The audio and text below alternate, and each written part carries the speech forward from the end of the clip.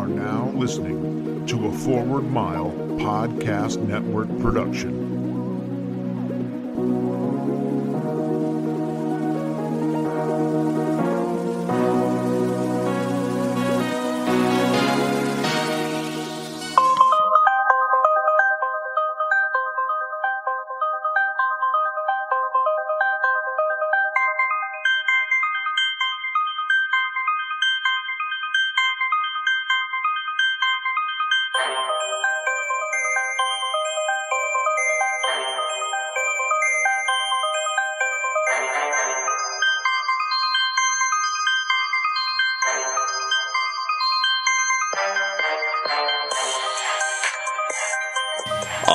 Everybody, thank you again for tuning in for another episode with the Vegas Squares. We are in studio today. I am Token Tony. We have Aaron on the main mic, Spike on the second mic, and our producer slash research assistant. Crack research team. Yeah, crack research team on the fourth mic. How's everybody doing today? Good. What's up, Token Tony? Hello. Who fucking cares how we're doing? The listeners care how we're doing. No, they really don't. What they do. They want to know. They want to know how the episode's going to go based on clearly your advanced pessimism. No, really. I mean, seriously. Why ask the question? Because if you ask it, nobody in the crowd is going, "Oh, I hope they say that they're doing well." Nobody gives but they a go, fuck. "Oh man, he doesn't feel good today. He's going to be real salty." Nobody gives a shit. What are you going to do if I give you a real answer? What are you going to do if I say, oh, yeah, no, I'm doing fucking terrible. I just had to take a 10% pay cut at work. I found out my wife's been sleeping with her boss for 2 years. None of that's true. But what if I actually said that? Make for an interesting episode. No, it wouldn't. We're supposed to be talking about sports, not how we're doing Yes, personally. but episode 30 would take an immediate left turn when that happened. Taking pure nosedive. I mean, it would certainly be I'll just let you know. I'll tell you what, since I know you're onto something, I'll just stuff the condom deeper into the trash before I leave your house. It's clearly you're smelling the scent. Right, no, I just appreciate that you're using that, because God knows where your fucking shit's been. In your wife. Probably in your dog, too.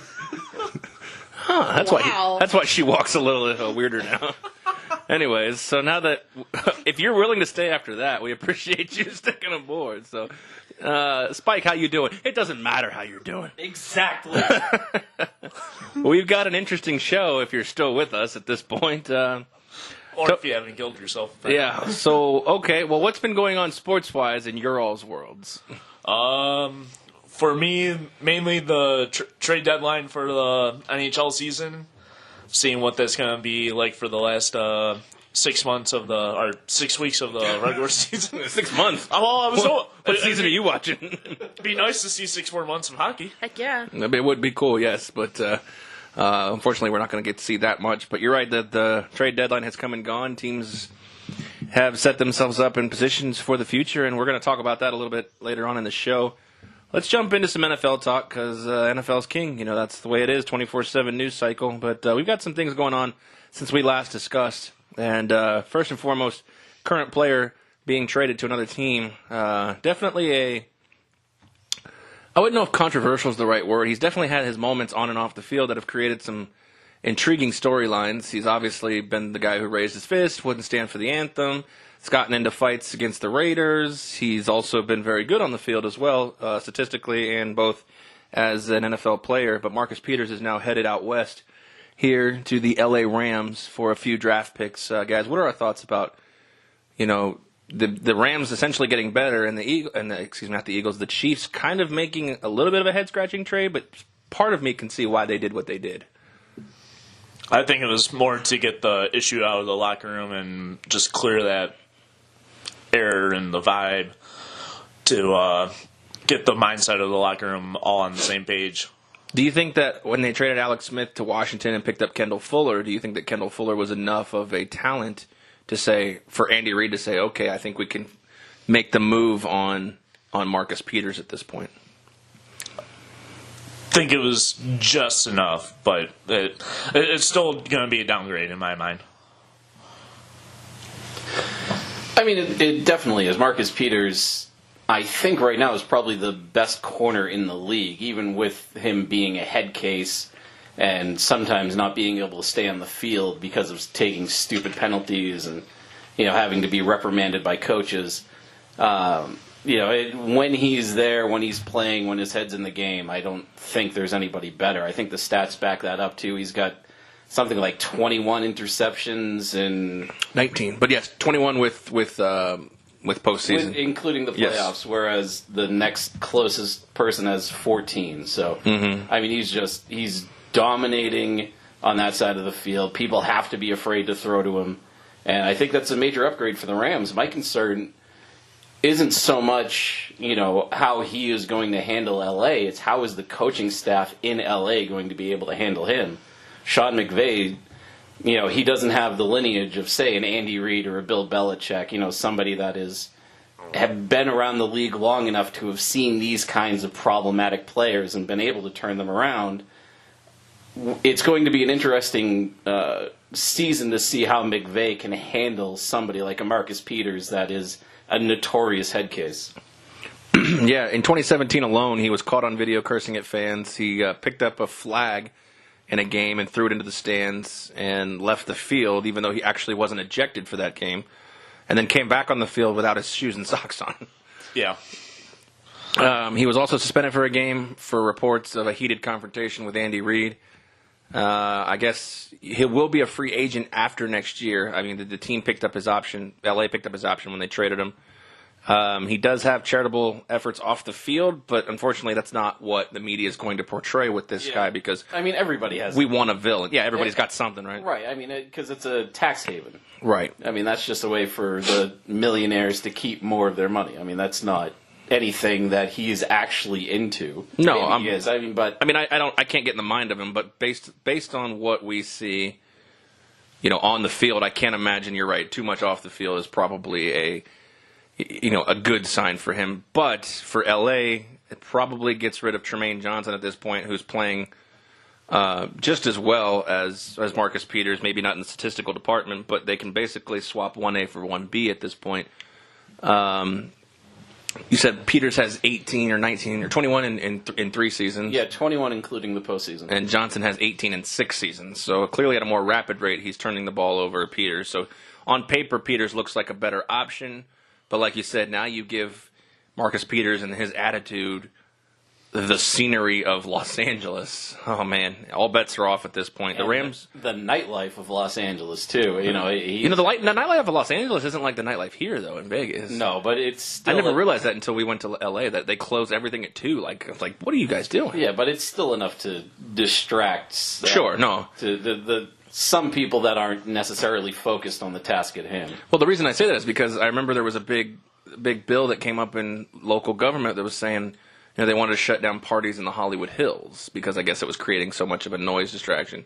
I'm thinking the way to do that is probably leave the clubs open until later. They're not going to go back up to the hills and party. They'll stay down in Sunset and Hollywood and all those areas. So, anyways, that's off track. But basically, the Rams are going to get, the Chiefs are going to get a 4th-round pick and a 2nd-rounder in 2019 in exchange for Peters and a 6th-rounder for Kansas City, which essentially... I look at it as basically Peters, who's, like you said, the best cornerback in the league, or at least one of them, going for a 2nd and a 4th. Does that just seem kind of the right price to basically say that we don't know if we're going to re-sign this guy, but for 1 year he's worth our 2nd-round pick at this point in 2019? Yeah, I mean, it's a bigger get than what the Patriots got for Garoppolo. I knew that was coming. Yeah, of course you did. Oh, you're right, though. It is. I mean, essentially it is. I mean, they got a 2nd and a 4th, but... The Garoppolo trade, the 2nd's this year, correct? Yes. So the second rounder next year, the 2nd rounder is in 2019. So essentially this year they got a 4th for Marcus Peters. So what they can flip that into, I don't know. We'll see. But the 2015 Defensive Rookie of the Year, he'll step into Tremaine Johnson's place. Like you said, he's a better probably all around cornerback than Tremaine Johnson. What do we make of that on the defense that may also be losing? Robert Quinn, Aaron Donald's, they're trying to get him re-signed to a big deal. The Rams were number 1 in offense, but they were number 19 in defense. So obviously this is this is Sean McVay and his staff making an attempt to get better on both sides of the ball, because the Rams are going to be better. The Rams are at least going to be as good as they were last year on offense. So there's a lot of pieces coming up as far as LaMarcus Joyner, Aaron Donald, the ones I just mentioned. What is Marcus Peters? How does he help get those guys to stay in LA? I think just being dominant part of that defense, and I think at this point they're just going to overlook his problem in the locker room and see what happens this season and go from there.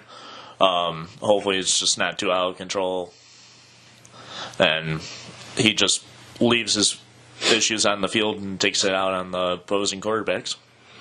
Now, one kind of catalyst in this spike is the fact that the defensive coordinator for LA is Wade Phillips, who's had a nose and who's kind of had a reputation for dealing with guys who have had a little bit of troubles on and off the field on the defensive side of the ball. The first one that comes to mind most recently is Aqib Talib. That guy's been a little bit of a weirdo, for lack of a better word. A little bit. Do you think Wade Phillips would have any sort of influence on a guy like Marcus Peters? Oh, for sure. But, at the end of the day, it all comes down to the head coach. Wade Phillips, for as good of a defensive coordinator he is, he still doesn't command the respect that, head coach X is going to get or should get. And whether or not Marcus Peters is willing to do that for this team is something that I'm still going to question. Now, we've seen it in the past, not only in football but in other sports, where people have been head cases or they've been immature or they've had problems, and the trade was the catalyst that woke them up. It was what made them realize that they couldn't keep screwing around. It was what made them realize that they had to become a better professional, and that is what took their game to the next level. And the example that I'm thinking of off the top of my head is Tyler Sagan. Mm-hmm. When he was at Boston, he was just an immature little brat, and he just would not shape up. They shipped him off to Dallas, and now he's a superstar. He always had that potential. It was just the fact that he didn't want to tap into it because he was too immature. Boston trading him woke his ass up, and now he's, top of the league just about. Well, now a question I have is, specifically with Marcus Peters, this now becomes a contract year for him. So you have a situation where you say McVay and Phillips, etc., now have to sit here and decide at what point during which situation, because inevitably something's going to come up, because players even in the NFL know that they can poke this bear and get a rise out of him, at least at this point. So with the guy who's got a contract situation coming up, knowing that he's going to get good money on the open market, how do you treat this guy? Do you handle him like it's, with an authoritative hand, like you have to control him? Do you kind of let him do a little bit of what he wants because you want to re-sign him? And then as soon as you lock him down for a long-term, deal, you then become more strict on him. How do you navigate the puzzle pieces with this if you're Sean McVay? Because you piss him off something that's irreparable, you have him for 1 year and he's gone no matter what you do, no matter how much money you put on the table. But how do you direct his energy into specifically football, getting the max value out of 1 year and hopefully more, but only if it was 1 year, without basically pissing off a player? Because I think Sean McVay did that perfectly so far with Aaron Donald when he held out last year. Right. Well, I think the first assumption that is being made is that the Rams do want to keep this guy for multiple years. Right. They could bring him in for 1 year and say that they're sick of his shit no matter what he does, no matter how productive he is. Sure. And just be glad to be rid of him. So if they win the Super Bowl, that could make sense, but I can't see that if they don't win the Super Bowl. I can't see if they're not a Super Bowl winning franchise next year that you wouldn't want a guy like Marcus Peters' talent on that team. Oh, sure. Oh, fuck. Cheerios and Diet Dr. Pepper. Yep. Oh, man. This pop screen stinks now. You can take that home with you whenever we decide to shut up, whenever we close up shop. That'll be your memento. Oh, good. But yeah, if the assumption is that they want to keep him, then, it's a balancing act, like you were alluding to. The McVays, the Phillips of the world, they have to make sure that they keep him in line without, making him feel like he's a prisoner and that he's in lockdown. they have to be able to give him some freedom to be an adult, but at the same time, they have to train him to be a professional player, which, maybe that's easier said than done. I don't know. Yeah, I agree with that, and this year will be kind of like I said, a trial run, and whether they decide to keep him long term or not could be based on his off the field performance as well as on the field. So something to look forward in the future. What do you guys think of Matt Forte? He retired this week. I've been kind of looking at his stats and seeing where he kind of fits in the realm of running backs and all time. And what do you think of Matt Forte? I had to look at the stats because I don't know him offhand. Well, I could have given them to you. I was just asking your initial thoughts. On paper, the eye test, anything. Yeah, eye test, what was it? He had 1 year where he was something like 62% of the Chicago Bears offense. Something absurd. I don't remember the exact numbers, but... Probably the one where he was 1,900 yards. Yeah, somebody that has been that reliable for a team for that long, like you said, definitely passes the eye test. Definitely somebody that, is what you would want to model any football career after. No, I absolutely agree. I hated him on the Bears because he always tore my Lions up. So, yeah, he's got 3 years of over 1,750 yards and double-digit touchdowns, which that's hard to do as far as running backs, especially in today's day and age. Over the last decade, how they've seemingly phased them out of a what do you call it? A primary position of one runner. Let's see, he's got 5 1,000-yard seasons and 2 seasons of 900 plus, 3 seasons of 8, and 3 other seasons of 800, 2 other seasons of 800 plus, and then the last year when he really didn't have a contribution to the New York Jets, but finished with just under 10,000 yards, 54 rushing touchdowns, and 21. So what is that? 75 altogether touchdowns. Almost 15,000 yards from scrimmage. Is he a Hall of Famer at this point? He's a tough one. I think he sits on the fence in my point. I would probably lean towards a no, in my opinion. Yeah, I'm kind of with you just because of the old argument. It's the Hall of Fame. It's not the Hall of Very Good. Right, I understand. I know a lot of times 10,000 yards rushing is like that minimum for a lot of people who sit in there. But Jim Brown didn't have it. That fence, didn't he have like 8 or 9? I can't speak for something I never really saw firsthand, but. Yeah, but you're really talking about, 8, maybe 9 really good seasons out of the guy, which, is that a long enough career in the first place? Jim Brown had 12,000 yards. Yeah. Is it a good career? It's definitely a good career, but is, 9 or, let's say, 8.5 really good seasons enough to say Hall of Fame material? Or do you have to go a full decade? I don't know. I'm asking. It all depends on those seasons. Terrell Davis is in the Hall of Fame. He didn't play a full decade, so. Yeah, I would say 8 very impressive seasons would get you in the Hall of Fame. 9 very. I think a lot of his inability to get in the end zone sometimes, which is a testament to poor offense around him. But 1 year when he's only got 4 touchdowns rushing and receiving, 2011 4 touchdowns rushing and receiving. When he only played 12 games. In that specific season.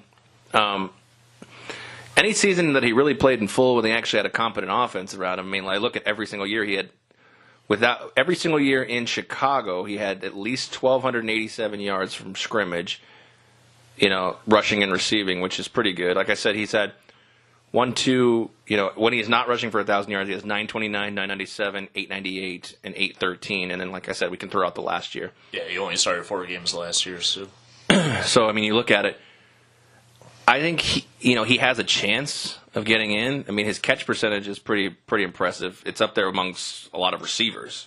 Yeah, it's about 80%? Looking at the math, probably, I'd say, without being specific, I'd say closer to 75%, which is pretty good. Yeah. to me, it just looks like he didn't get a lot in the playoffs. Obviously, his team didn't make the playoffs too much, so that creates an issue. A lot of times you don't see the guy in the second season, so you kind of forget what he can do, as a primary back. I would lean towards no, but I feel like there's an outsider's chance on a down year that he could get in at that point. I could see it the same, but it would have to be like a make it down year in my mind. Yeah, like this year was not a down year for Hall of Fame finalists. Yeah. So it would be tough to get him in a year like this. But yeah, this year if you were trying to go in the Hall of Fame, it was a struggle to try and get in. I mean, you watched him the most, I would say, as a Bears, as a Lions fan. I mean, yeah. What were his strengths? I mean, his strengths were realistically grinding you down. For as small as a guy as he was, he would just make those cuts and just sneak around the corners, break the tackles that he could, and the Lions around them couldn't tackle worth a shit too. So, I mean, here, let me give you these numbers, okay? Yeah. 11-17, 15-38, 17-50, 2008, 211, 282, 601. Is that a Hall of Fame? Is that a Hall of Famer? Repeat those again. 11-17, 15-38, 17-50, 2008, 211, 282, 601.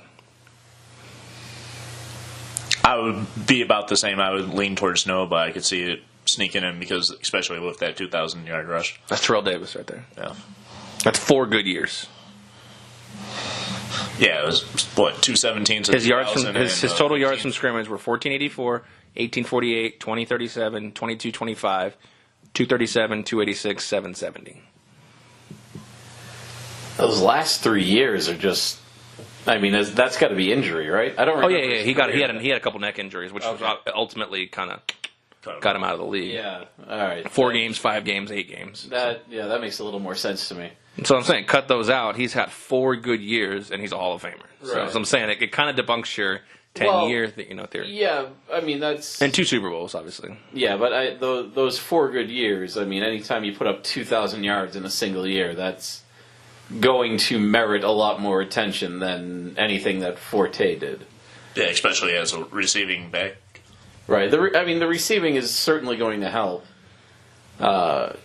in his Hall of Fame type bid, but it's just I don't know. Like I said, these are very good numbers. They don't scream Hall of Fame to me. All right, I'll give you this one. This is just a total. Over 9 years, 10,607, 62 touchdowns, 12,486 from scrimmage, rushing and receiving. 12,486 from scrimmage, 62 touchdowns over a 9-year career. Blind resume. I would say it's about the same as his. I'll lean towards no. Okay, I'll also input 1 year, 2,066 yards. Well, that obviously helps a little, but... So you're putting Terrell Davis in for those 4 years, but you're not putting Jamal Lewis in. He's not in. I mean, yeah. So I'm saying, how do we determine this? I mean, Terrell Davis was obviously also on TV for the last 10 years as well. So. And Terrell Davis also played a short amount of time, considerably with his injury and all that too. I mean, his on the field. I mean, it's 4 years. It's 4 years. I don't have anything against Terrell Davis. I just don't think he's a Hall of Famer. And great, he won 2 Super Bowls and he had a 2,000-yard year. But I mean, I'm looking at 10,607. I'm looking at 62 touchdowns, and we don't even sniff Jamal Lewis. He doesn't even sniff consideration. You know what I'm saying? He won a Super Bowl. I mean, it's just I don't know, crazy to me to think that. I think Matt Forte should have a lot more consideration for the way he plays, especially nowadays in his era. Like you said, he's got rushing, he's got receiving, and he was never really phased out until the tail end of his career. Yeah, he was never always really an impact player. Right. Oh yeah, I mean he's certainly a rare breed. He's the sort of the last of the featured number 1 only type running back. Right. Now everybo's running back by committee. Yeah. You have like 2, 3, 5, or maybe you're pulling off my crazy offensive scheme and putting 2 quarterbacks in there. I mean, there's a lot of guys actually that fall into that scenario. I'll give you some more blind resumes and kind of see where you're sitting at here. And the first one really that comes to mind, I'll give you it right here. Hold on, let me pull it up here. All right. 10,967, 15,000 from scrimmage, 64 touchdowns. Best statistical season was 1,416 yards rushing. Is that over 10 seasons? What was Over 12 seasons. 12 seasons. Over 12 seasons, 10,967. 49 touchdowns rushing, 15 receiving. Best rushing season, 14-16. Best receiving season, 589. Taking out the player who you just... What was the total yards from scrimmage? 15? 15,306. I mean, that...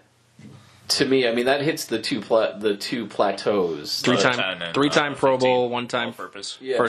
one-time first-team All-Pro. 10 playoff games.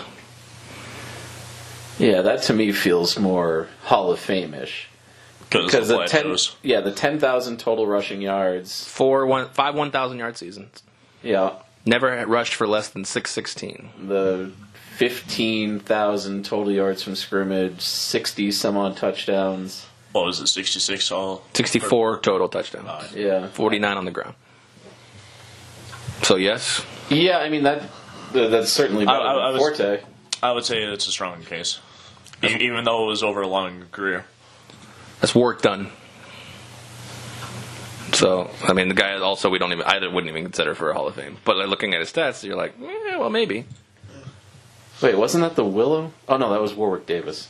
That was Dionne Warwick. All right, here's another one for you. You got 1, 2, 3, 4, 5, 6, 7 1,000-yard seasons. Best is 1635. 11,000 yards, 11,000 plus yards, 82 touchdowns, 13 154 from scrimmage, 89 total touchdowns. Eight playoff games, 4 times All-Pro, one Super Bowl. I would say that's a stronger case than the last one. Yeah, that to me is... Because the 82 all-purpose touchdowns, over 11,000... 82 just on the ground, 89 all-purpose. Yeah, 7, okay. so 7 catching. And then, how many 1,000-yard seasons? 7, was it? 2, 3, 7, yeah. 7 out of 10 years. Yeah, that's... I would say that's Hall of Famer. Yeah.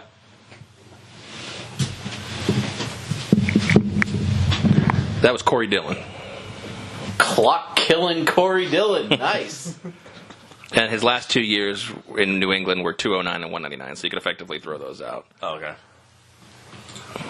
Yeah, I would say that's more Hall of Fame material. All right, how about this one? And this is the last one I'll finish with. But 12,200 yards on the ground, 3 1,000-yard seasons, 123 touchdowns, which is going to get there.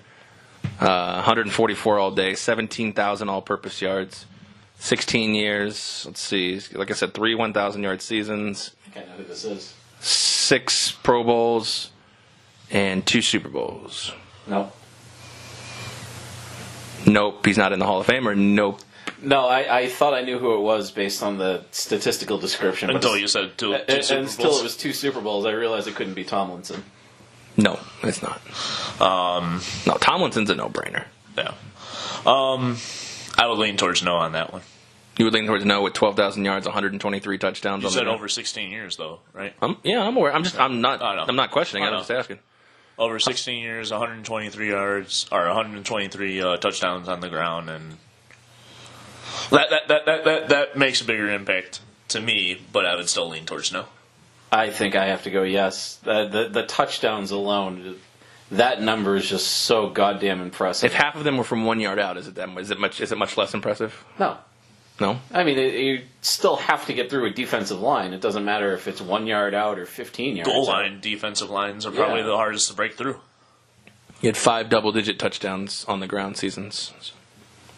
Who was that? That was Marcus Allen, who is in the Hall of Fame. So that's what I'm saying. I mean, you're literally, if he has 50 less touchdowns, if he has 73, he's literally taking him out of the Hall of Fame. He's taking him out of the Hall of Fame 123 touchdowns. So that's what I'm saying. It's really all speculative how you treat people. Ooh, this is a good one, actually. All right, I'll finish with this one. I apologize. All right, 13 years, 11,695 on the ground, 66 touchdowns, 14,079, 14,079 all-purpose with 74 total touchdowns, 8 playoff games. 3 Pro Bowls, no Super Bowls. How many years again? 13, you said? 13, yeah. How many 1,000-yard seasons? 1, 2, 3, 4, 5, 6, 7, 8. 8.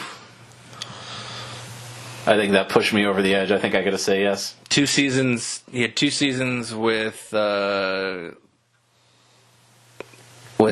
he was injured and missed more than half the season as well. Oh, okay. So pretty much effectively, let's call it a 10-year career, 10, 11-year career. Yeah. Okay.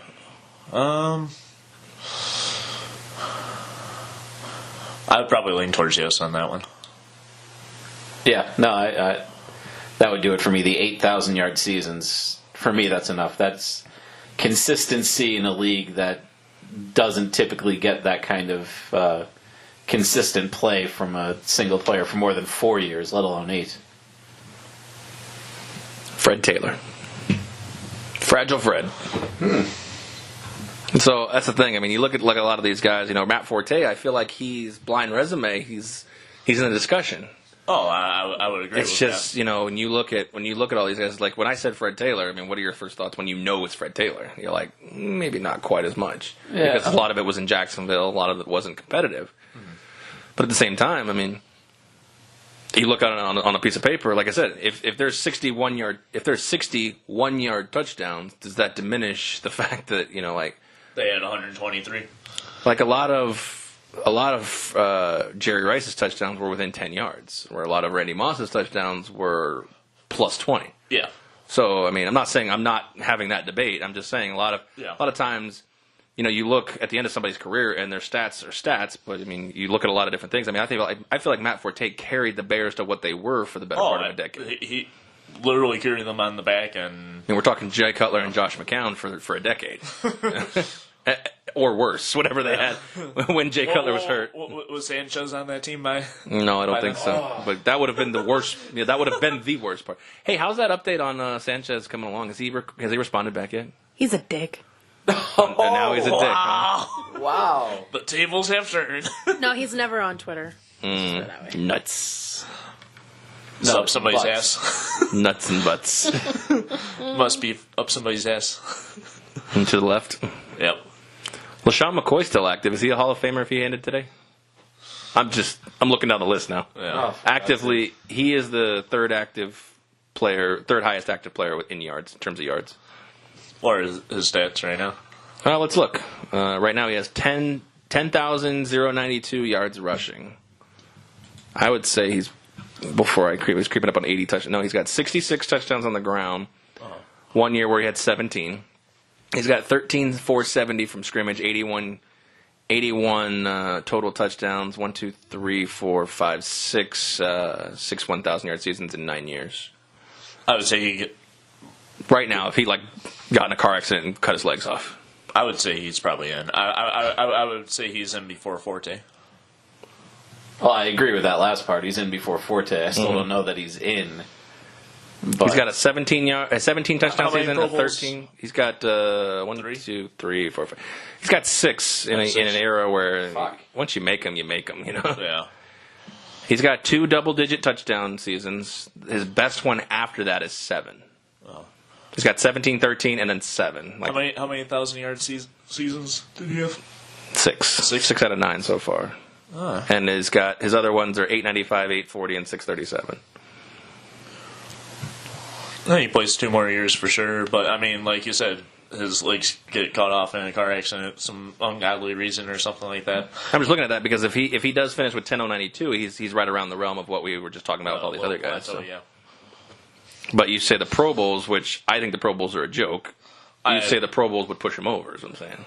I mean, I think I have another. In my mind, it's a slight factor. I would say it's less of a factor than the scouting combine with the NFL draft. I'd give you a better stat that would actually push him over before Pro Bowls. 3-time first-team All-Pro. Okay. That would push him over, in my opinion. So, anywho, let's move on from that before we just start listing off. We sound like the scouting combine at this point. Yeah. Ramble. But there is a guy, actually, who's still in the league right now looking to kind of vitalize his career that a lot of people say can still play. Spike disagrees, but I think a lot of people are saying Bridgewater can still play. I think he still can play, but at a high level. The GMs, there's 7 GMs in the NFL right now that said if they didn't have quarterback, which is easy to say, and actually 2 of them that do have an open quarterback spot, that if they didn't have quarterback issues, they would take on Teddy Bridgewater as a starting quarterback right now. If they didn't have a quarterback solidified, excuse me. I could see him going in the Broncos. Okay. I could see him starting on about. You could see anybody going to the Broncos at this point. They have nothing. I could see him starting on probably about a third of the teams in the league. So about 10? About 10. Right. So what I'm saying is that, why is Minnesota not one of those? They have 3 guys that they're all ready to just go, yeah. What did they give up to get Bradford? I know they gave up 2 first-round picks. I'm just wondering if they have too much invested in Bradford for them to want to give up on him at this point. And that's why they're being stubborn about it. They gave up 2 first rounds, a 4th round that actually became a 3rd round based on conditions. So, yep. So 2 first rounds and a 3rd round. So, okay. So, yeah, that's a lot to give up for him. You're right. But I think his contract situation, this is his last year, correct? I have no idea. I honestly, every time I mention Sam Bradford or somebody else mentions it, he gets hurt again. I have to think, is he actually still in the league? Is he still on a roster? Mm-hmm. Because I can never actually remember. By the way, I don't know if you know this, Aaron, but Token Tony here uses Bing to do his searching when he's looking up stats and looking at trying to take the job of the crack research staff. Well, the crack research staff came up with it for him. All 3 are free agents right now. Oh, shit. Keenum, Bradford, and Bridgewater. So who would you pick out of those 3 if you had to choose one? If I wanted to try to re-sign? I mean, the easy one is Keenum, yeah. Keenum. I would definitely because of what he did last year, and the offense is exactly... And he's not going to demand the type of salary that a Bradford or Bridgewater would want. I would hope they would not demand those salaries. They're still going to. Yeah. Of course they are. I would imagine... And I would say Keenum's less injury-prone. All right, so let's set this. Okay. I'm interested to see. Set the line at what you think Bridgewater's going to demand in the open market. I think it is a little too early to tell because Kirk Cousins' contract is going to set the market. But... Not for Bridgewater, it wouldn't. But okay. Oh, it still will. Oh, okay. I think it will have a low impact, yeah. All right, well, I'll give you mercy, but if I'm making you choose right now. If I had to pick right now for Bridgewater, let me think. Cousins wants, 30? Is that the rumor? Something right around that wheelhouse, yeah. I'll say... Let's just say he wants 30. Let's just say he signs for 30. I'll say Bridgewater demands 18.5. I was going to say higher. Really? I was going to say 21. You guys are nuts. Absolutely not. You guys are nuts. Bridgewater's not getting $21 million. Well, that's probably what he's going to ask around. I'm aware of that. I don't think he's asking for that, though.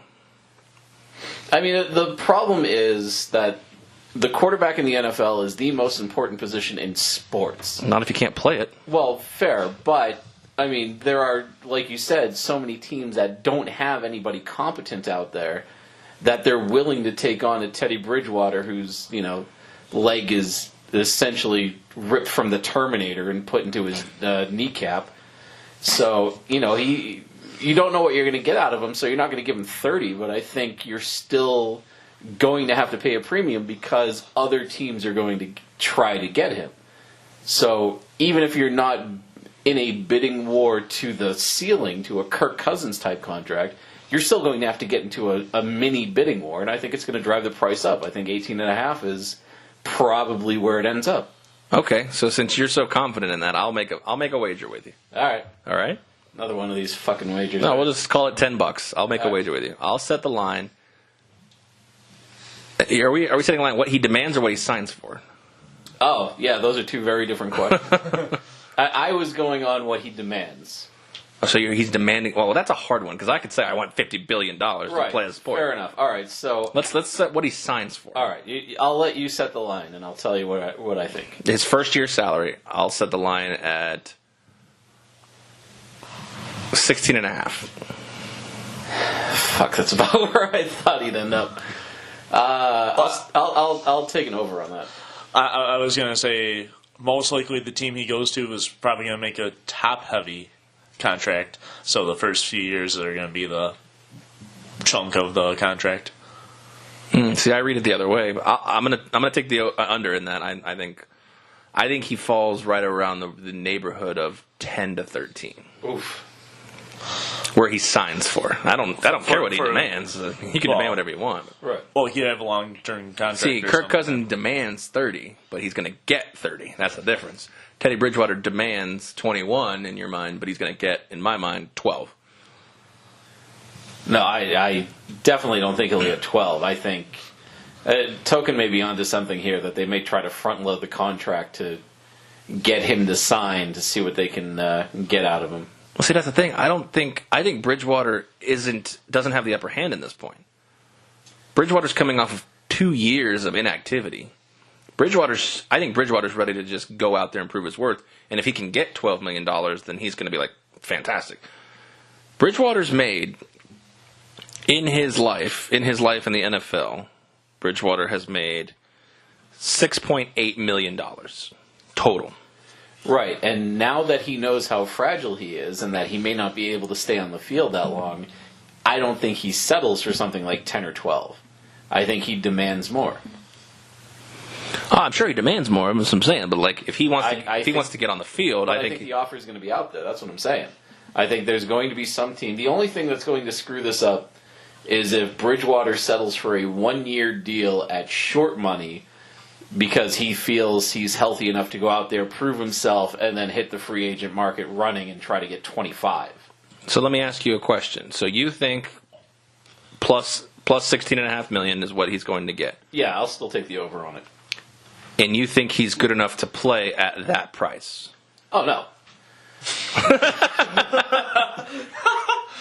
No, absolutely not. If he has, let me rephrase that. If he has a season consistent with Bridgewater's seasons before he got hurt, I don't know what his fucking stats are. he was average. No, I'm just saying on your eye test, he was average. I'm not even talking about the stats.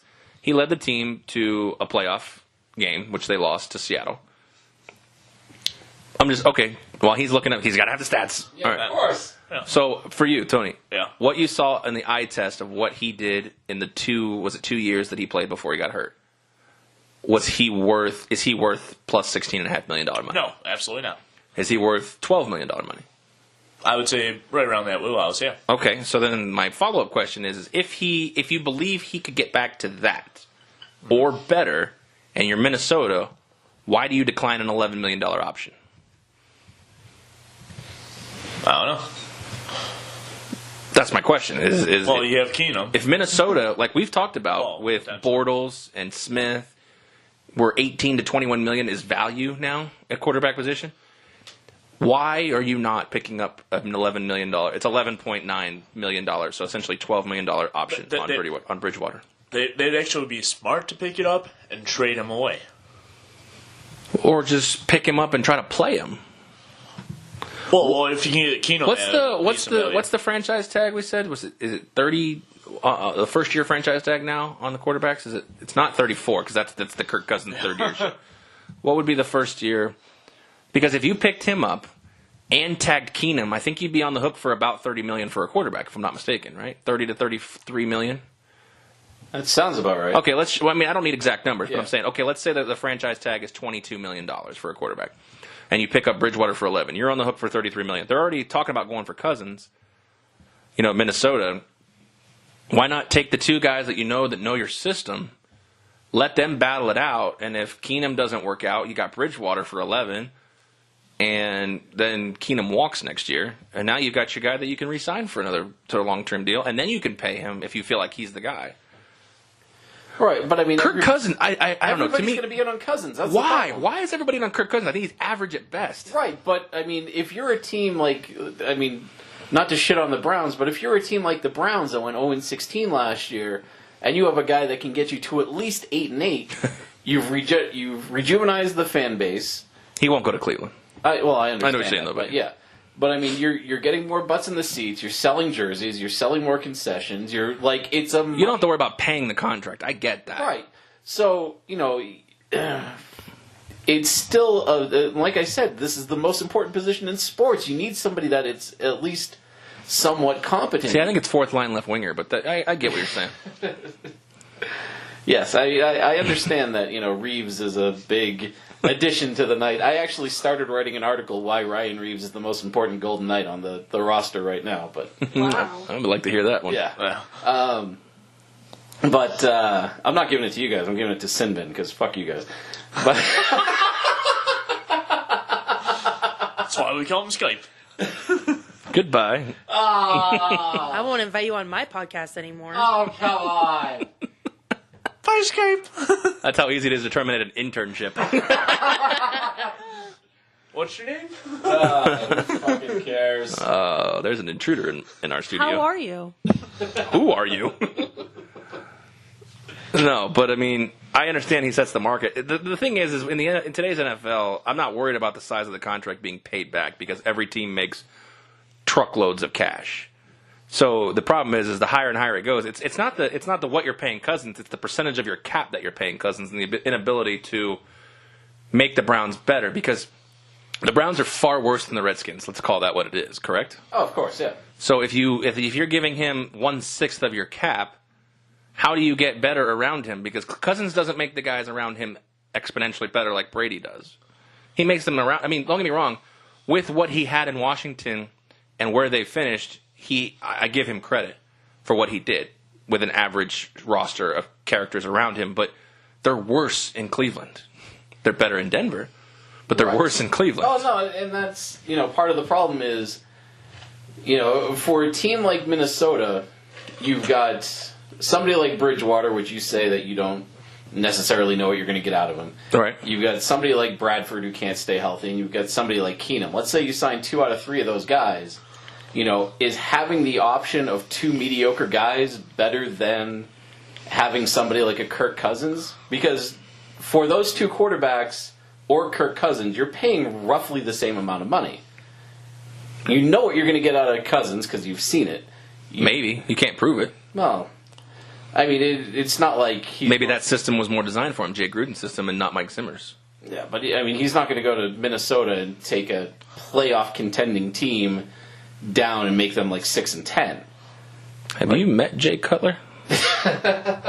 Minnesota with can go Brandon with Marshall, Matt Forte, and Alshon Jeffrey. Have you met Jay Cutler? Fair enough. All right. Minnesota can go with my He's a rich crazy man. offensive scheme and sign all 3 of them and put 2 out in the field. There you go. Your mic needs to go down at this point. I was going to say all 3 of them on the same field. Yeah, you wasn't going to say. You said that.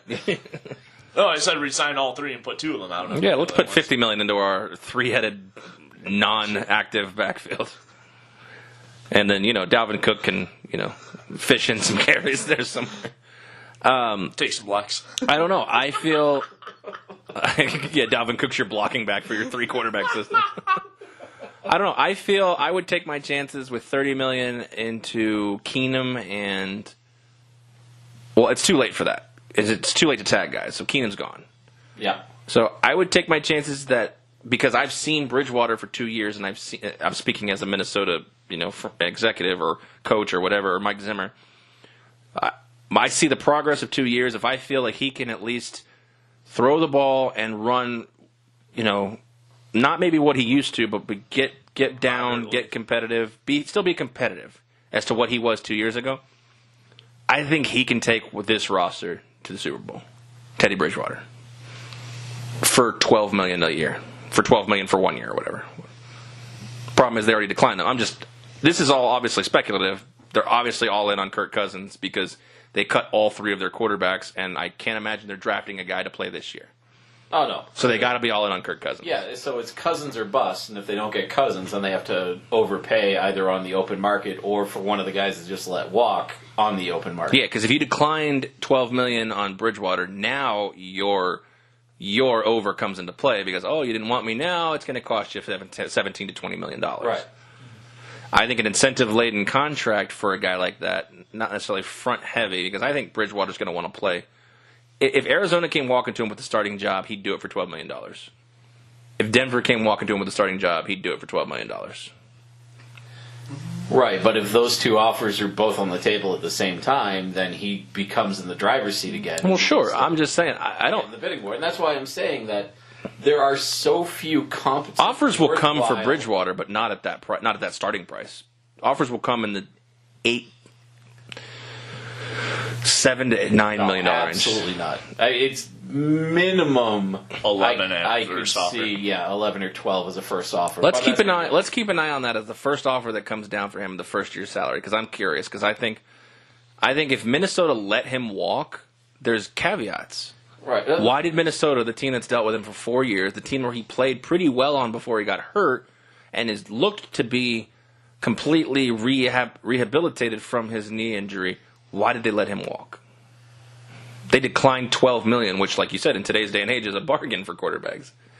Right, but they if they're all in on Kirk Cousins and they sign Cousins and they've picked up the option on Teddy Bridgewater, that's now 42. No. If they're all in on Cousins, they're not going back to Bridgewater. I'm talking about Arizona or teams kicking the tires on Bridgewater are going to start at $7 to $9 million. I don't think so at all. Okay, well, that's going to be an interesting one to keep track. Yeah. I lean more towards 11 for a first offer. And we'll drive it up. Didn't he play the over? Yeah, well, the over was 16 and a half. What he signed. What he's going to sign for, yeah. So, and what he's saying is what I'm saying is that the opening bids, while interesting, will be meaningless because there will be a bidding war that will drive the price There'll up. be about it's 2 to supply and 4 demand. teams. 2 to 4 teams that will kind of attack for it. I just read this article on, Kirk Cousins. He's the golden goose. I think if you're Denver, realistically, and you've got that kind of money. Does he lay eggs? No, I'm just saying. I say you throw $30 million or $40 million. If you have the kind of money, I say you throw $80 million for 2 years at Drew Brees. If you're Denver, Holy shit. Make him walk away from New Orleans. You go all in. This is your time. You've got the defense. Yeah. You just re-signed Sanders and Thomas. C.J. Anderson's effectively okay as a running back. I mean, Breeze had a great running back behind him until last year, which great's a strong word, but he hasn't really effectively had a strong running game behind him ever in his career. Yeah, he had Regis Bush, which was a complete debacle. His best running back may have been Deuce McAllister. I was just thinking that Deuce is probably Deuce McAllister's probably his best running back of all time in his career. I would say so. 2 years, $80 million. You don't think he'd at least have a cup of coffee with you? Oh, he's got to sniff that. Yeah. I'd go for it. I think you're golden goose Drew Brees right now. If you're in a win now mentality like Minnesota, like Denver, like that, I'd say throw the book at him. Throw the book at Drew Brees. I would take Drew Brees every day and twice on Sunday before I would take Kirk Cousins. Oh, absolutely. Yeah, I would too. Because then Drew Brees gets Dalvin Cook back. He's got Latavius Murray. He's got 2 good receivers on the outside, a great defense that already almost went to the Super Bowl with the exception of their no-show performance in the championship game. Yeah. I don't know. I go 2 for 75, 2 for 80 for Drew Brees, in my opinion. Like, you're talking about front-loaded contracts. The same as I said to throw at James Neal, too, while we have the money. I keep switching between hockey and, whatever, but I think James Neal should get 12 over the first 2 seasons and then smaller as it goes. But no, you got to sign Perron before you sign Neal. I agree. Older guys who fit better as backups. Jay Cutler, my man. Hey, Is Mark Sanchez on that list? He is not. He's under contract, as far as I'm aware. my father-in-law loves Mark Sanchez. But let me read you this. This is specifically what I'm talking about. This is why I think it's ridiculous. The Golden Goose, Kirk Cousins. Franchise quarterbacks available, Drew Brees. The Vikings quarterbacks, the 3 of them. And what's left? Cutler, McCown, Fitzpatrick, Daniel, Anderson, Matt Moore, Drew Stanton. That's why Kirk Cousins is getting $30 million. And that's why Teddy Bridgewater is getting 18. Mm-mm. Oh, yeah. Mm-mm. Oh, yeah. Well, who needs quarterbacks? Denver? Yep. Arizona. Yep. Jets. Yep. The Jets. Yep. Minnesota. Yep. The Dolphins? They're sticking with Tannehill. Yes, they got 1 more year on Tannehill. So, okay, so we've got 4 right now. Saints if Breeze If Breeze were to walk, that becomes the Saints. But let's keep. I think he's going back unless something. My crazy strategy just might work. What was that? Anyway, I don't know why you made that noise and then you looked at me and said, "What was that?" You fucking made the noise. I thought it was gonna be funnier than it was. Oh, for God's sake! Buffalo. I put in there. Okay, so we got 5, right? Yeah. What about the Giants? You think they're ready to walk from Eli? No, I think he's I know going to be McAdoo. 2 more years. Well, what's his face already said that they're going to go with Eli and progress Davis Webb. So Nah. I think they go after Saquon Barkley with that number 2 pick. But my point is, okay, so we got 5 spots right there. We also have Cincinnati. Don't they have Dalton? Fucking likes Dalton. Cincinnati. Who likes Marvin Lewis? He's still freaking there.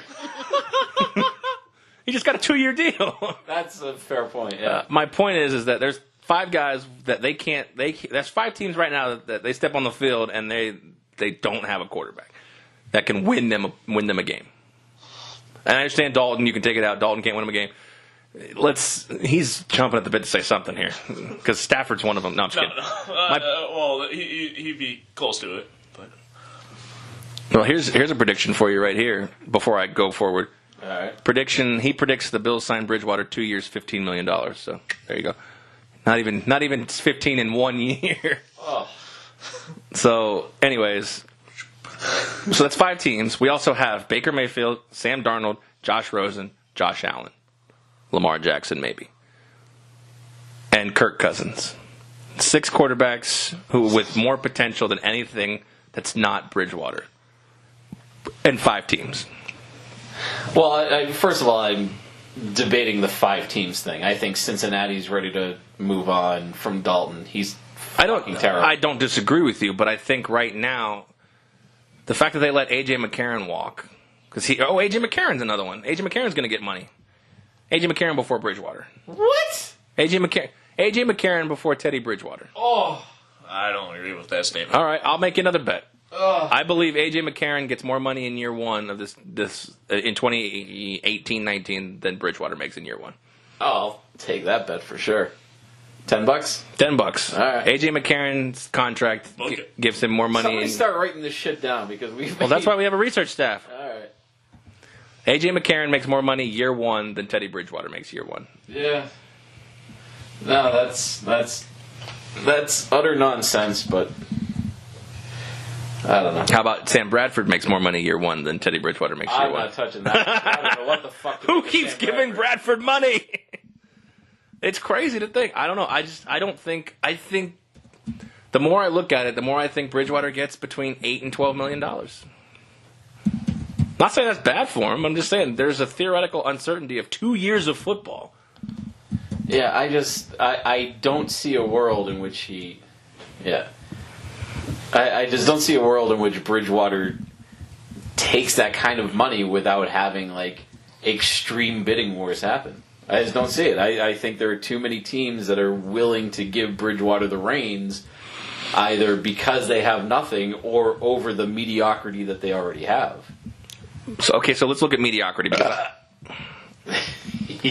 All right, so let's look at mediocrity because I realistically believe that the only teams with pure mediocrity and no quarterback right now is Cleveland, New York, and Buffalo. Well, actually, Buffalo's not even pure mediocrity. Cleveland and New York. Both that could count for both New York teams. Arizona, with a good quarterback, could be ready to get right back into it. No, I'm saying mediocrity at quarterback.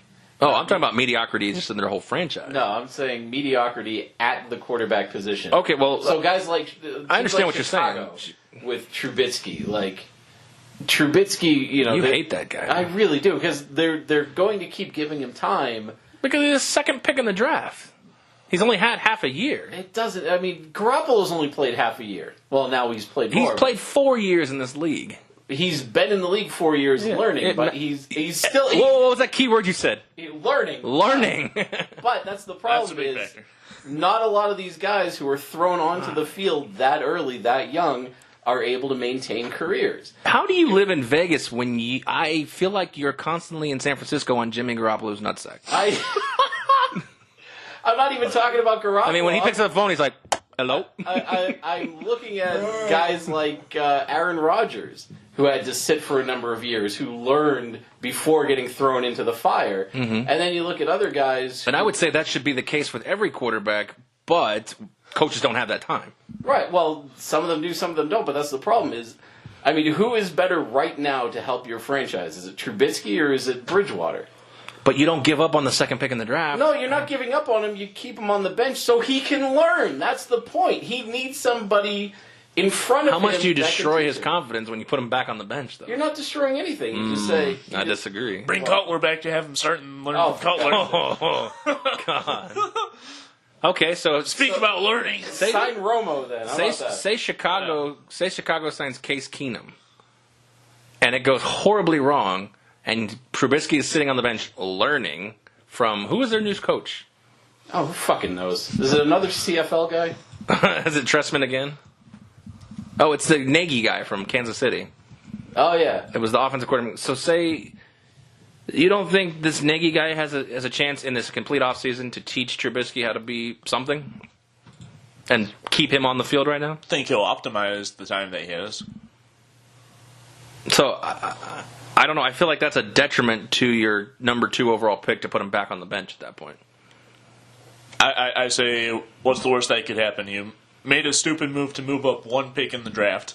Well, this is the year to do. This is the year to do it because, I mean, yes, Aaron Rodgers is coming back, but that team, they haven't done anything that tells me that they got any better. No. As far as from a defensive standpoint, they're still pretty terrible. They've lost Peppers, which I know that's not a lot. I'm just saying they've lost. Well, that's a piece. What they have, they've lost. Yeah. They're offense. Minnesota's lost all 3 quarterbacks, and if they don't get Kirk Cousins, they've come back to the pack. And Detroit, well, sorry, buddy. Yeah. I'm used to being below a pile of shit. That's the same reason I said that the Lions shouldn't have signed Stafford, though. Oh, yeah. You take $27 million and lock it up in one guy when you could take 18 to 19 and a guy who may be a step below Stafford, or probably right, or around maybe the same right value. at Stafford, and use that $9 to $10 million to beef up other parts of your team. Yeah, like the offense, defensive line, and the your team, and tight end. Yeah, and the rest of your team. Detroit needs to get rid of Ebron. Who in your team is untouchable at this point on the Detroit Lions, other than Stafford, obviously? But I mean, theoretically, who would you not trade anybody for in the Lions? Probably Tate. That's what I thought you were going to say. Golden Tate. Tate or Tate or Prater. That's it. No, I would say Prater or Prater. Prater's probably one of the best kickers in the league, especially since he's indoor too. Yeah, but that's what I'm saying. Everybody else on that team, you could significantly upgrade. Ezekiel Ansah. You wouldn't trade Ansah? No. But I mean, paying him $19 million is crazy, in my opinion. Or however much they're paying him. I think it's like 17.5 or something.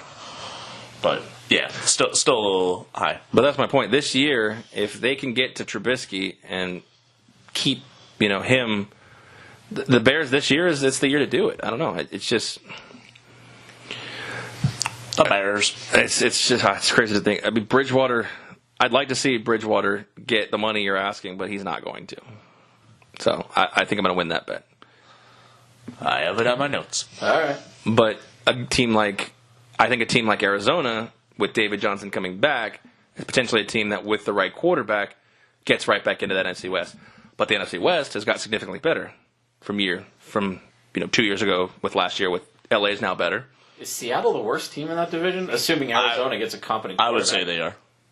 I still think San Francisco's the worst team. And you can say whatever you want, but look at Garoppolo's career, 7 games, and look at Colin Kaepernick's last 7 games. They're identical. All right. He's winning the games. So what's he doing that Colin Kaepernick was not? Eating W's. I'm not serious though. I have no issues with Colin Kaepernick. I don't think he's a starting quarterback in the NFL until somebody put those stats in front of me. He has identical stats. No, I agree with as Jimmy Garoppolo, but he's not winning games. And I understand that's the key to getting contracts, but what is he not doing that Jimmy Garoppolo is doing?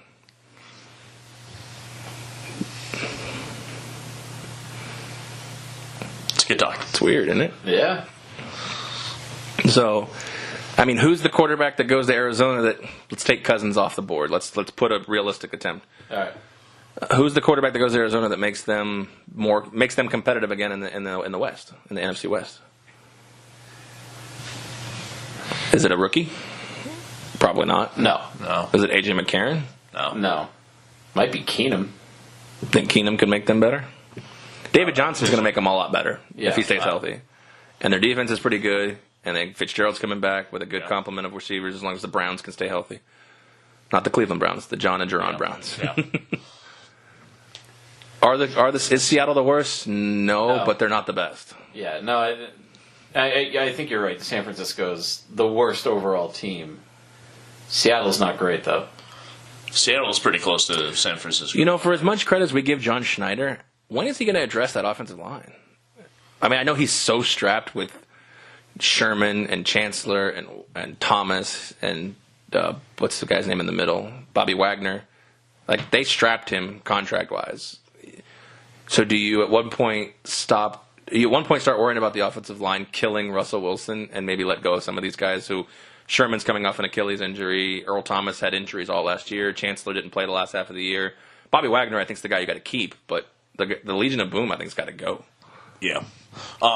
In my mind, Wilson will get hurt before he probably beefs up that offensive line or adds depth to it. So it's another situation with like him. I think you're wasting his prime by making him run around and not helping him. I mean, this whole no-name receiver kind of thing gets to you after a while. Eventually, you need people. I mean, who were they running last year? They were running Eddie Lacy. What else? Thomas Rawls. I can't think of the other guys. Well, they had the one good year of Jimmy Graham. Yeah. Did they even have a good year of Jimmy Graham? It was like half a season. I feel like the Saints got all max value out of that. Oh, yeah. They stole that trade. Yeah, well, now that he's not fucking the other player's wife, I guess he's come back down to earth. But, I mean, Doug Baldwin has emerged into a star for the only reason that he's the only option in Seattle. Yeah. So, I don't know. To me, it'd be interesting to see what quarterback Arizona gets that could put them right back into this. Because LA looks like the best team right now, and they're not, head and shoulders fantastic. So, I don't know what to see. So, all right. So, here's the fun part. Even after all the bets we made more bets. Bets on bets. Yes. So, Bets on bets. I was just going to say I beat you to it. We all went to Harris and grabbed a random number, and with that number, attached to that number is a random team in the NFL. And we all put $10 down on that team. So we'll look at the producer first. Would you like to announce the team that you'll be following for the 2018-19 season to win the Super Bowl to cash your ticket? Ticket. Yeah. So Chicken ticket. I selected number 28, and that was the Pittsburgh Steelers. Where's your ticket? In my purse. Oh. I burned it already. What was the odds on that? It was 10-1. All right, Token Tony, who'd you get? I picked number 23. It's the formerly known as Oakland Raiders, now known as the Las Vegas Raiders at 18-1. I think they're still known as the Oakland Raiders right now. Another year. Partially. Another couple of years at least. Yeah. All right, I picked number 12, and I was saddled with, no pun intended, the Dallas Cowboys at 16-1. So the team I'll be following, unfortunately, for this season to cash Do you want to trade? Cash my ticket would be... No, if there's a team I don't like more than the Cowboys, it's the Steelers. So. Damn it.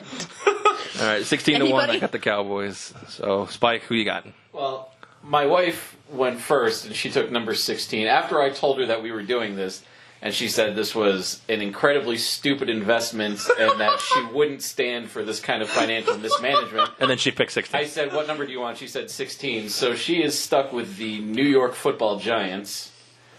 I took number 4 for Bobby Orr, and I got at the longest odds on the board for any of us, the tickets that we picked. I got the Buffalo Bills at 65-1. Ooh, I like that one, too. Yeah. As soon as I looked on the board and I saw it, I was like, number 4, damn, that's a good one. Yeah. So, yeah, so if you're following along with our podcast, follow along with our teams. We got the Cowboys, the Steelers, the Oakland Las Vegas Raiders, the Bills, and the Gigantes. It's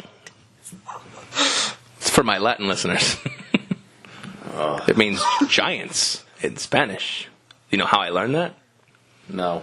Because during Latino month in the MLB, the Giants wore gigantes across their jersey. Oh, I'm sorry. When I said no, I thought that meant don't speak anymore. But apparently I was misunderstood.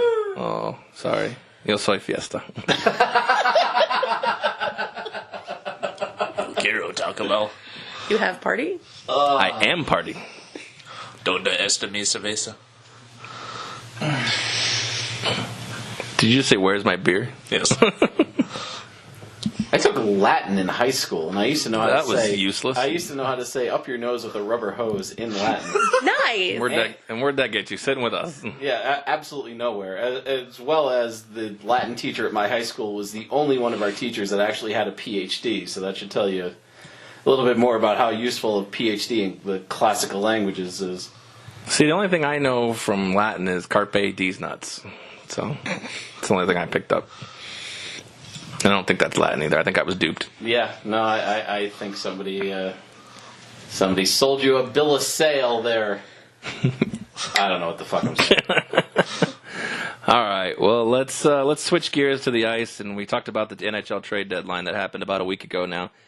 And there were some couple moves from the last podcast that we had. What was the most interesting move, in your guys' opinion, that either made a team better or made a team potentially, kind of made a trade that affects a lot of different things on their roster, positive or negative?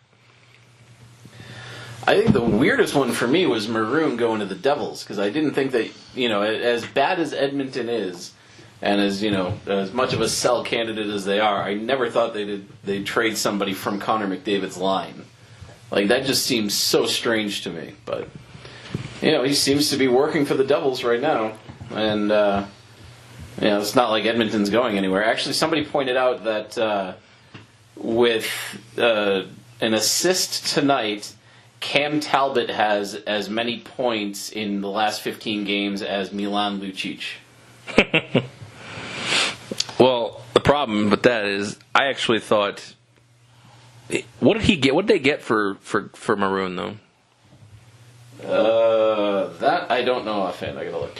I thought actually they would hold out with Maroon, or I guess you could get whatever you could for him. But his contract being only $1.5 million, I thought would really keep him in Edmonton if they didn't get the right piece for him or the right player that they wanted back, because they're not really having to pay him a lot this year. And then they could let him just walk for whatever he wants. Yeah, it was 2019 third-round pick and a prospect. Prospect, somebody I've never heard of before, J.D. Dudek.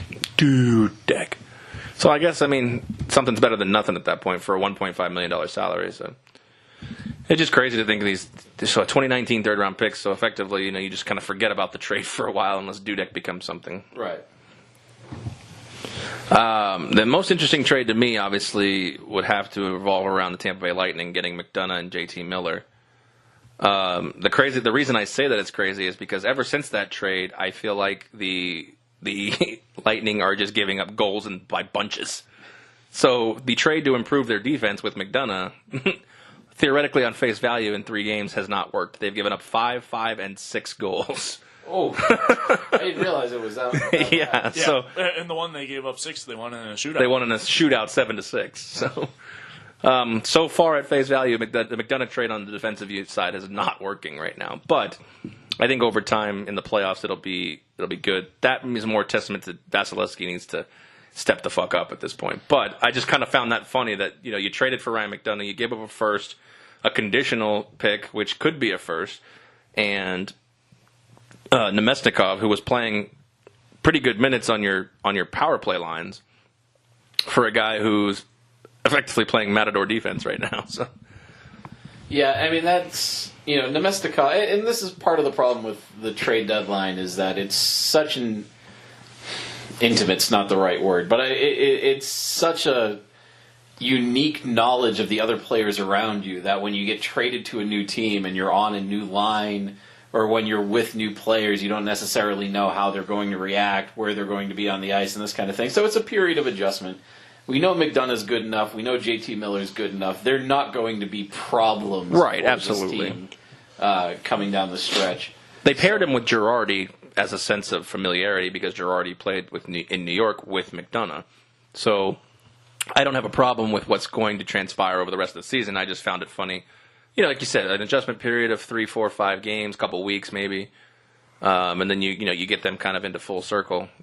Vegas getting Tatar. I mean, today he scored his first goal. It would have been 2 games since this has been his third game. Yeah. So it takes a couple of games to get your positioning on the ice. He was playing first line a little bit today. When James Neal comes back on this road trip, he'll be jumping in the first line. Then you have Tatar on the third line, which I think is this season going to make a huge world of difference in the playoffs. Oh, definitely. So you're right. And it's going to be interesting to see once the Knights get healthy again. It'll be interesting to see where those lines shake out because the Marchessault, Carlson, Smith line that's never getting touched. The Howla, Perron, Neal line that only gets touched when people get hurt. And right. We've seen that. Yeah, that's not getting touched. Yeah, people get shaken. It's those bottom 2 lines where people come in and out. Prospects are there. We don't know how those are going to work out. But once this team gets healthy, it'll be interesting to see who's in, who's out, who's on the third, who's on the fourth. How often will who's on call? Yeah, how often will Reeves be a scratch? How often will Hika play? Once the rest of the group gets healthy again. So I'm very curious to see how this all shakes out in the end. Yeah, I for as much as we've talked about him enough, Gallant obviously trusts Eakin enough to put him on that center line. The third line, fourth line, interchangeable, but mostly the third line. With I think Tuck and Hika are going to maintain. That'd be a pretty good third line. Or Tuck and Tatar, and then Hika on the fourth line as your scoring option with Nosek and Bellemare. And that leaves Lindbergh and Reeves out in the cold, but Reeves can be interchanged if there's an issue developing in the playoffs. Right, and that's why I was writing the article about Reeves being the most important night, is you swap him out with Hika, and all of a sudden that fourth line goes from, pretty good to wholly shut down, that nobody should be able to get by these guys, and if they do, they're going to fucking feel it. Right, and the thing is and then when Hika does play, I think Hika and Nosek are pretty good offensive threats for a fourth line wings. Oh, absolutely. And this, as much as I enjoy hearkening back to the 2011 Boston Bruins, it's actually very, very similar to that team, what the Knights are doing. Because in that playoff run, they had a young Tyler Seguin who they would swap out with their enforcer, Sean Thornton. Mm-hmm. So the Knights are doing basically that exact same thing, which is great because now they can either go scoring option or beef on the fourth line, and that third line, assuming they actually know what they're doing between Eakin, Tuck, and Tatar, that will be great too. I worry that Tatar is too fast for that line, if that makes sense, where he's going to be too far up the ice for Tuck and Eakin, because that's not their game. They're not, speed guys. So I'm curious to see. Maybe Tuck and Eakin are looking to find him on a breakaway at that point. Right, and that if that works out, that's great. But like a Tatar, Hika, fucking. We didn't even talk about Carpenter at that point. Yeah, Carpenter type line would be. See, I like Tatar, Hika, and Carpenter because that's the THC line. Oh, for God's sake! You don't want to talk about the Tomas line? Well, yeah, that one's good too. Tomas Nosek, Tomas Hika, and Tomas Tatar. Toga. Well, despite not making any moves, the Panthers have won 6 in a row and found their way back into the playoff picture in the East. Are the Panthers kind of a force to be reckoned with for anybody at the top? Say Tampa Bay, if they happen to sneak in. They've beaten Tampa Bay twice. Yeah, I mean, I don't know. Nothing on Florida impresses me enough to make me think that that Tampa Bay couldn't beat them in the 7-game series. Well, part of me wonders if they're playing with a sense of momentum because of the shooting. If they're using any of that as a story piece to play maybe a little bit above their talent level right now. I could see that. Like they're on emotional highs and all that. And Luongo's playing really well right now. His backup Reimer is, a decent serviceable backup. They have the young pieces with Trocheck, Ekblad as well, to be, somewhat competitive. They didn't make any moves. Could you see them at this point if they still had Marchessault and Carlson on that team? Not Carlson, but Marchessault and Riley Smith still on that team. That would be significantly scarier than they are right now. Yeah. I mean, as of right now, they're 4 points out of the hunt, but they have 3 games in hand, so. I think they're 1 game out of the wild card, actually, if I'm not mistaken. 2 points out. 2 points out, but they have 3 games in hand. So that would be 1 game out of the wild card. Or 4 points, I meant. Sorry. Thought I said 4. Jersey's got the. Or actually, no, it's 1 point. You're right. You're right. 1 point out of the wild card with 3 games in hand on both wild card teams, but Columbus, most notably. I mean, we've effectively eliminated. I don't think the Islanders have eliminated themselves, but we've effectively eliminated the Rangers, Detroit, Montreal, Ottawa, and Buffalo from actually trying to compete. But, I mean, the Islanders have lost 6 in a row. That's kind of defeated. It's got to be defeating them at this point. But is Buffalo still in it? They effectively are. The only team eliminated right now, I think, is Arizona. But they actually have identical records. But the East is worse than the West as far as points from their top 8. But okay, so let's look at other moves that happened. Grabner hasn't really drawn a lot of attention in the first week. Anything else that strikes you as Rick Nash has got a goal, but other than that, hasn't really done a lot. Yeah, I still hate that move. I don't doubt that you hate it, but I mean, I feel like they. Does Boston feel like they had to do a lot? Because I feel like they were playing pretty well with what they had. Why did they feel they had to do a lot? Because they made them. I think they were the most active, if I'm not mistaken. Well, they got Nash, they got Gianta, got Holden. Yeah, so the Gianta thing I'm fine with. They didn't give up anything to get him. Right. But I think it's more about Chara's about 60 years old at this point.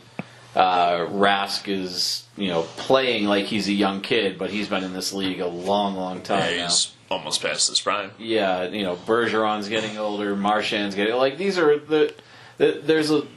the entire team is long in the tooth. Let's put it that way. Right, but I think this is just management saying, let's make a run. This is your last time hurrah to do it. This is the last hurrah.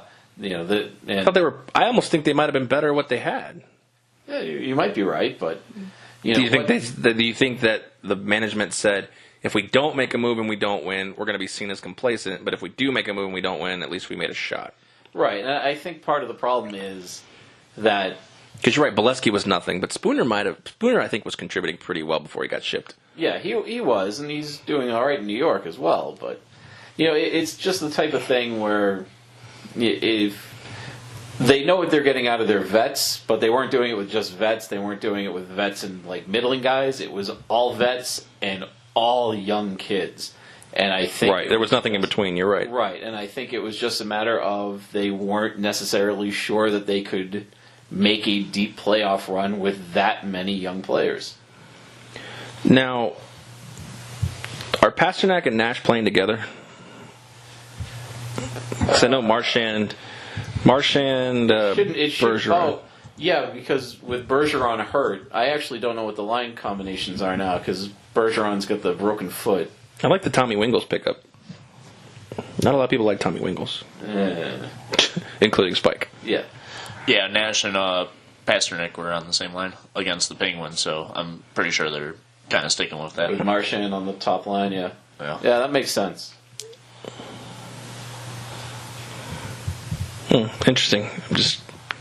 I feel like I don't like the fact that Nash and Pasternak on the top line or on the line together. I think they need to be split up at this point. In my opinion, I feel like when Bergeron comes back, I think that to be more effective, they need to be split up at this point. I agree. But you're right. Yeah, Tuukka's getting up there. I didn't look to see exactly how old he was, but he's definitely been playing. When did Tim Thomas stop playing? Because he was basically the backup for Tim Thomas. Was that 11? Well, that was the thing. It was Thomas and Tuukka were the two goalies, but Tuukka was the starter in 2010.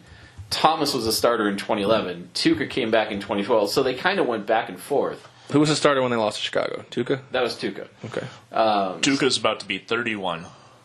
That's not old. That's not really old at all, actually. Yeah, I thought he was 34 or 35. Yeah, so did I. So he's got a few more years. I just don't know. I mean, did they leverage the farm? No. What that first-round pick could be, we'll see. That's definitely going to be a late pick. I just thought the way they were playing, I thought they would take a shot. I feel like Nash is the kind of player that could come in and create a chemistry issue for them, especially with the old guys Do more harm than do more good. being set in their ways and the new guys finding their way. I mean, Pasternak's the guy that kind of bridges the gap between the old guys and the rookies. He's been in the league about 3-4 years. He's a prolific scorer, and he plays on the second line versus the first line with the three veterans. Giunta would have been fine. I don't know. I just feel like they didn't need to make a move, but front office was pressured into making move, and they made too many. I don't mind getting Holden, another defensive body, who's more concerned about checking and playing defense because they don't need an offensive defenseman. Yeah. Charlie McAvoy has kind of unnecessarily become one. Right. Well, Torrey Krug, too. Right. Well, I was getting there, but Yeah. But I'm saying I don't think they needed a lot more pieces. I don't particularly like the moves they made. I think they just made moves to make moves. I think they could have beat. I think they could have gone 7 with Boston or Pittsburgh with the team they had before. So Boston could have gone 7 with Boston? Excuse me, Tampa or Pittsburgh. Well, Fuck you! Shut up. Well, Boston could have won 7 with Boston. But Yeah, I would hope so. unless if they just suck at life. You two suck at life. Thank you. Thank you very much. Wah, wah, wah. What about Seattle and their season ticket drive this week? That was pretty impressive, huh? Yeah. Yeah, I think once they saw the success of Vegas, not only on the ice, but the fact that the season ticket drive needed X number of seats, they got that and went beyond, and they got a team. I think a lot more people in Seattle felt confident that by putting down a deposit, they were going to get a team. And that was what led to such high numbers. They needed 12 and got 25,000, right? They needed 12. They got like 30. I think they had to shut it down at some point. But they got it. They got 25 within like 2 hours. Oh yeah. Jeez. No, they crushed it. That's nuts. It's good for Seattle. Yeah. No, it is. I mean, I think it's good for the NHL. I don't think anything else is standing in the way of that being a green light at this point, right? Oh no, and that was the thing because they're paying more than the Knights to get into the league, but they're going to have the same draft rules. So they'll be able to get the same type of team that Vegas got. Now, whether or not they'll have the same type of success is obviously going to depend on a ton of different factors. But I am very hopeful. I like seeing expansion teams. It's always a fun time in the league. It's nice to mix things up. I think this is a good potential rivalry for Vegas. I know everybody wants a Seattle-Vancouver rivalry, but I like the idea of the two new kids on the block going at it head-to-head. Yeah, I think our rivalry is... I think they're forcing our rivalry to be Arizona, because eventually Arizona is going to be competitive. Oh, yeah. And they make the most logical sense. You laugh, but they were in the conference finals 4 years ago. I mean, That's 4 years ago. The problem is... Well, we could be Arizona in 4 years, too. Arizona might get shipped to the Central, so we won't see them as many times during the year. Yeah, I still... Because no other plan makes sense unless you're moving Edmonton and Calgary to the Central and then moving Colorado back. That's the one that makes sense to me. Oof. But I don't see that making sense. Because then you're moving 3 teams and divisions, and I don't know that the league wants to make that many edits to their divisional lineups. I like the idea of just getting rid of the divisions and sticking with 2 conferences. Well, the funny thing is with Seattle being 3 years away or wherever, they've already got a mock draft for Seattle's team. Oh, for fuck's sake. Who do you think they took from Vegas? I thought we would be exempt. No? No. Oh, no. We've been in the league 3 years at that point, so... No. This team, let me just say that this team would be fantastic this year. This mock draft. I would shit my pants if I was Seattle if I got this in 2018. Wait, are they looking at guys that are... Final years of contracts or potentially with the same rules could be falling into that. Right, but I'm talking about, are they eligible for the draft today, or are they looking at 2020 eligibility? 2020 eligibility. 2020 eligibility. So from us, based on the team that we have now... It says he's taking some liberties on no trade clauses. Yeah. And no movement clauses. But, it's fun to play at this point. But Well, while he's thinking, I just want to say they can definitely have Schuster from Tampa Bay. If you had to guess who was going from Vegas. Colin Miller. No. Malcolm Subban. Oh, the other Bruin. The other one, yeah. I mean, look at this team. Okay, if you were in 2018, you had this team. All right. Cogliano, David Backus, Curtis Lazar, Scott Darling, Seabrook, Nail Yakupov, Sonny Milano from Columbus, Abdelkader from Detroit, Adam Larson from Edmonton, Colton Sevier from Florida, Alec Martinez from the Kings, Nick Bonino from Nashville, Kevin Shattenkirk from the Rangers, Bobby Ryan, Riley Sheehan from Pittsburgh, Jake Allen from St. Louis to be your goalie, Goodbranson from Vancouver, Malcolm Subban, and Andre Schuster, among a couple other people. That's a pretty damn good 2018 team. I would say so. So, yeah, I found that kind of interesting. I can't imagine that team would look like that in 2020, but it's fun to play. Yeah. But your favorite player from Detroit going to Seattle. Yeah, fuck that guy. Did you guys watch the outdoor game? I watched a piece of it. I actually had a little action in a parlay with Washington and that. Yeah, how'd that go? Missed one leg of the parlay, and that was... Me too. Yeah, that was against Arizona. That freaking Ottawa kind of went against Arizona.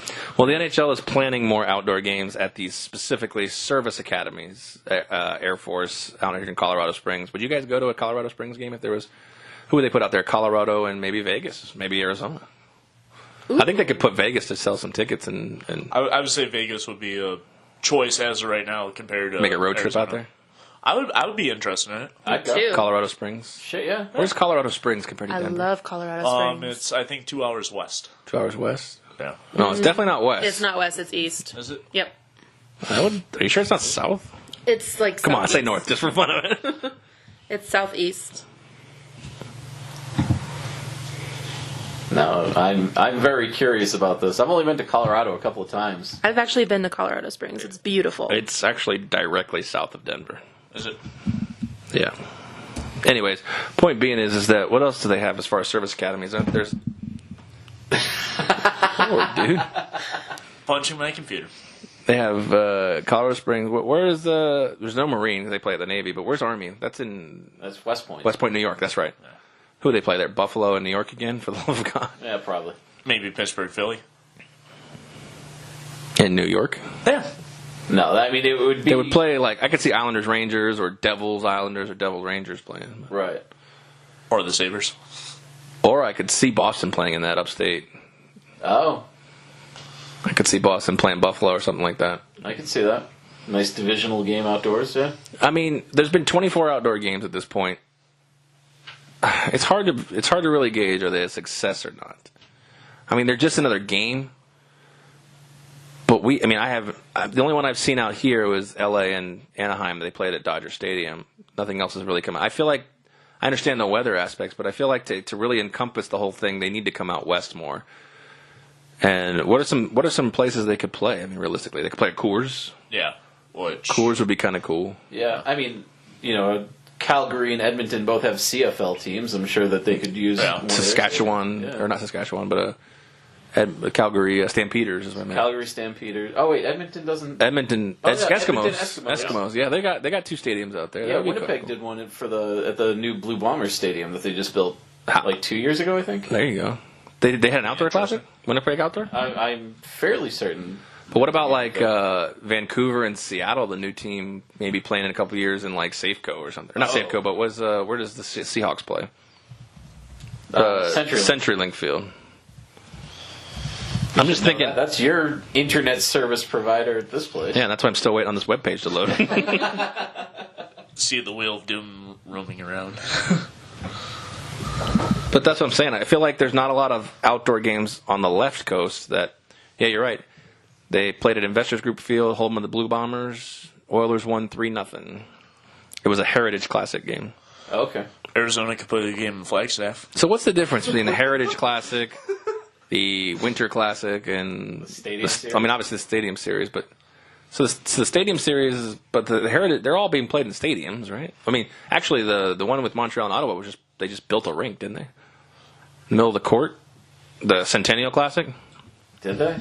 I'm not 100% sure. That's part of the problem is that Can't keep them straight. Well, it's that, and I never actually remember to tune in for these games because, like you said, they are just another regular season game when they're on. Yeah. So, thinking, I have to make sure I make time for like a Montreal-Ottawa game. Like, Yeah.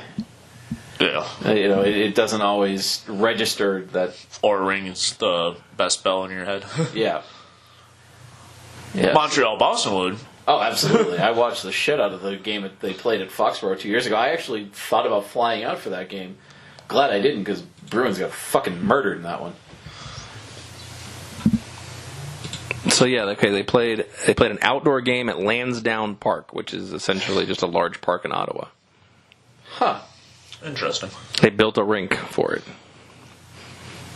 You got to give the NHL credit for being creative when it comes to doing, weird shit when it comes to like outdoor games and the All-Star game format and things like that. I want them to like have one in Minnesota, just on like a random pond that they build a stadium. I was about to say you have one in Canada on a random pond or something. Or how cool would it be if they like froze part of like Lake Ontario? Oh. Or like Lake Erie or Lake Michigan. They had like Detroit play Toronto on like a frozen part of the ice, a frozen part of the lake. What's the one right in between you guys? Is it Lake Superior or is it Lake Michigan? Between Detroit and Toronto, Lake Huron is the one that Huron drugs. Sorry, that was a good one. Yeah. You like it. Erie's towards the southeast. Erie's towards Ohio because it plays right off of Cleveland. Ontario's the one that's not connected to Michigan. So where's Lake Michigan? Lake Michigan's between Detroit and Chicago. Oh. It's west. So it's south. Well, it's riveting. Whatever. Point being it is... It connects from the upper lower peninsula down to the bend of Gary, Indiana, pretty much. It's incorrect. They didn't build the stadium. It was the home of the Ottawa Red Blacks of the CFL. So, my apologies. Look at that fucking thing. Holy cow. How do you see? Binoculars. I'm serious. Between the snow coming down and the rink being this big on a football stadium, I mean, how do you see anything? I don't know why you're looking at me. I haven't been to one of these fucking things. No, I'm just saying. I'm just looking at this picture and I'm like, if I you be drunk and if I sat in the upper deck, donuts, I'm literally like, I'm probably watching the snow fall. It seems more interesting than the ants playing on the ground. So, and you would know this better than me, but what are the chances that they would do one at like, what's the fucking one that the current Tampa Bay Rays play in? Trop? Yeah. Well, it's not outdoors. No, but I mean it's domed, but you could still do like a stadium series type game. I feel like they'd play at Raymond James before they played it. You think? Well, yeah, they'd play at a football stadium where they could sell 70,000 tickets. How many seats are in the Trop? Like 40? Which would still sell for a hockey game, but they're going to try to max value in case they do blow up. Yeah. Right, but I'm thinking that you're not going to get weather cold enough for ice. Well, see, we said that too about the Ducks and the Kings, and they still kept the ice frozen. Yeah, fair enough. And it was 70 degrees then. Yeah. You could keep the ice frozen from underneath. But, I mean, it gets cold enough in Florida, I think more so than it does in California, as weird as that sounds. It gets colder in Florida, cold enough to keep the ice, more frozen, I guess. Yeah, I would say any part of Florida is more vulnerable to freezing than South California. So maybe, I don't know. We have to get a meteorologist on the podcast to tell us. Well, I know every year people talk about the Florida orange crisis of the oranges and strawberries freeze. Yeah. And it affects those prices of orange juice. And what about here in Vegas when the Raiders Stadium opens up? That'd be amazing. Who would you play? Arizona? You play Anaheim? I mean, you have your full complement of choices. I mean, any of the California teams or. I used to think they tried to make it a rivalry game. Now I think it's just an exhibition. Yeah, I think. Put the Seattle team. Yeah, maybe the Seattle team. That'd be cool. The two newest teams. That would actually make more marketing sense. Yeah. Then you could do 2 or 3 years down the road, have the game up in Seattle. Yeah. At CenturyLink Field. Yeah. I might still be loading this webpage by then. So, anyways, we'll have to wrap it up there. We'll get a meteorologist on there and see if realistically we can have a game in Tampa. But I mean, if they are trying to branch out, I think places that are unorthodox, like when they did, something must have gone wrong because something must be a problem because they didn't do it continuously after the LA and Anaheim. They just kind of. I think it was for the player safeties. The ice was just too slushy, and they couldn't have that safe perspective of a regular rink. I think it went okay, actually. I'll have to look at it. Let's see if they look at 2004. That was 2014. Wow. Jeez, that long ago? Wow. I thought it was like 2016. It's 3-0 Ducks. I don't see anything that would tell me that there were issues. Did they sell enough seats? Maybe they didn't sell enough seats, yeah. Attendance 54,000 people. No, I think that's I think that's okay. Right. I just don't understand why they just kind of shied away from it. I mean, obviously there's less teams within geographical miles from everybody in the West, but there's no reason Colorado and Arizona can't play, and no reason San Jose can't play in Levi Stadium against the Kings. Yeah. They could make some things. Especially Northern California gets pretty cold at this point. Yeah. Yeah, up near Sacramento and all that. Yeah.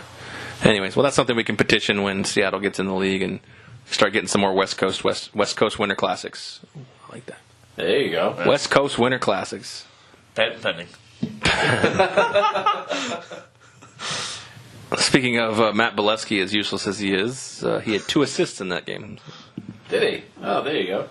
No, I lied. He had 1 goal and 1 assist. I was going to say, Still 2 points. I liked him when he was on the Ducks. Him and Sammy Vatanen were At my a 5-minute major, and then he had the Gordie Howe hat trick. What?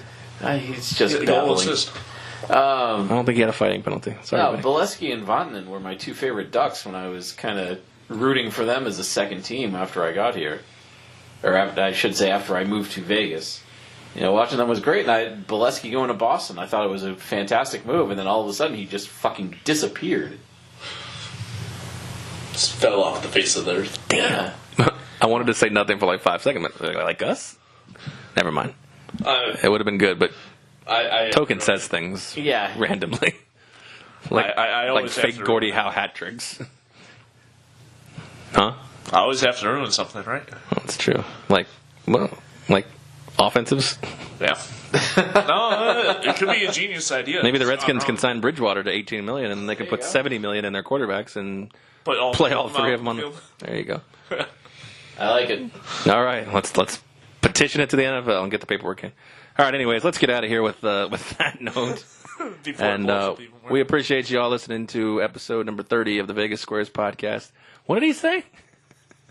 Said before it blows up even more. Oh, that's not what I heard. You can check us out on any one of our outlets. We are on the Forward Mile Podcast Network. You can check them out at forwardmile.com. Also on 12 Ounce Sports Radio at 12ozsportsradio.com. You can listen to us there every Tuesday night and Saturday morning. We are also on our website, www.vegassquares.com, and Twitter at Vegas Squares. Yep. For Token Tony, for Spike, for the Desiree, the producer, I'm Aaron. We appreciate you tuning in. Have a great night.